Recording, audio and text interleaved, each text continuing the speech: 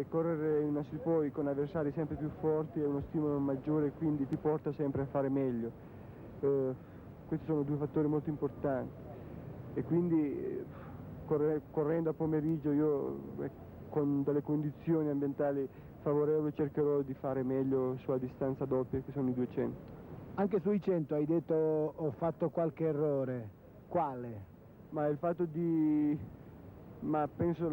la prima parte della gara, infatti i primi 50 metri non sono stati eccezionali perché lì ho perso molto, però devo dire che è stata questa mancanza nella prima parte è stata compensata da una seconda parte, i secondi 50 metri favolosi, cioè formidabili, dove sono riuscito appunto a riprendere questa handicap e poi a ridare quel vantaggio che ho accumulato fino alla